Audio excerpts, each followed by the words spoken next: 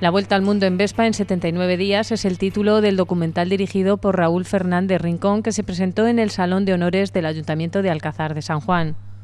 Uno de los protagonistas de esta aventura asistió al estreno de esta película, en la que jugó un papel determinante la Vespa de 125 centímetros cúbicos en la que viajaron. Dulcinea, como no podía ser de otra manera.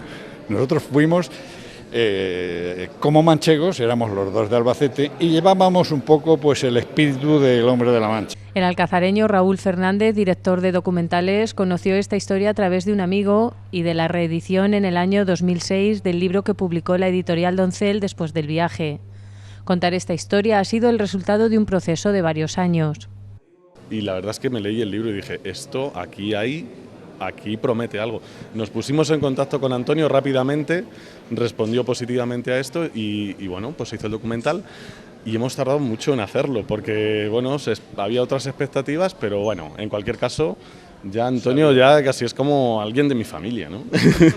Hay que volver sobre el año 1962, cuando dos jóvenes de Albacete, Antonio Beciana y Santiago Guillén, muy aficionados a los viajes, habían visto la película La Vuelta al Mundo en 80 días. De Santiago Guillén, fallecido en 1972, surgió la propuesta de hacer el mismo viaje, pero en un día menos. Habíamos hecho muchas cosas antes, conocíamos España, habíamos viajado por Europa. Todo esto pues con nuestros 19 años y antes de irnos a la universidad pues pensamos en que deberíamos hacer algo que fuese con más enjundia. Y viendo la película de La Vuelta al Mundo en 80 días, se nos ocurrió que dos manchegos desde Albacete podíamos hacerla, pero no en 80, sino en 79, sobre una Vespa y haciendo el recorrido más o menos similar al que hizo Phileas Fogg en la novela de Julio Verne. El documental realizado por Fernández cuenta también con la música de otro alcazareño, Agustín Muñoz, y con la narración de Marcos Galván. La historia se cuenta con fotografías realizadas por los propios protagonistas durante su viaje y con algunas imágenes del archivo del nodo que registraron la salida y la llegada y por dramatizaciones con actores, además de las entrevistas a los familiares de Santiago Guillén y a su compañero Antonio. Y así es como se ha hecho este documental, con el propósito de dar con el propósito de dar a conocer esta historia y que no se pierda, que no solamente esté en el libro, sino también en el cine o en la tele. Tiene mucho componente alcazareño, independientemente de Antonio, que sabemos que es manchego también porque él proviene de Albacete. Hay muchas personas, la propia producción, Raúl Fernández, Agustín Muñoz, los actores, son todos de Alcázar de San Juan, por lo tanto hemos hecho un documental con una impronta alcazareña muy importante. Aquel verano que conoció los primeros triunfos musicales de los Beatles y daba el inicio a una década prodigiosa, dos jóvenes que después estudiarían Derecho habían empleado 2 años y medio para preparar este viaje que comenzó un 25 de julio rumbo hacia Oriente, sobre una Vespa que pasó por Francia, Italia, Grecia, Turquía, Afganistán, Pakistán y la India en la primera etapa.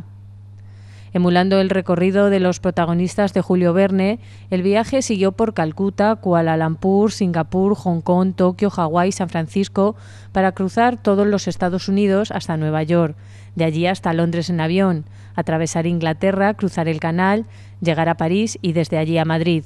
Toda una hazaña para 2 hombres y una Vespa. En España pues no había el parque motorista que hay en este momento ni las motos del calibre que hay ahora. Lo que teníamos era la Vespa se conocía en todo el mundo y además bueno, fabricada íntegramente en España, que también le daba un aliciente, y la verdad es que pensamos que era el vehículo que nos permitía el poderlo hacer y dio resultado.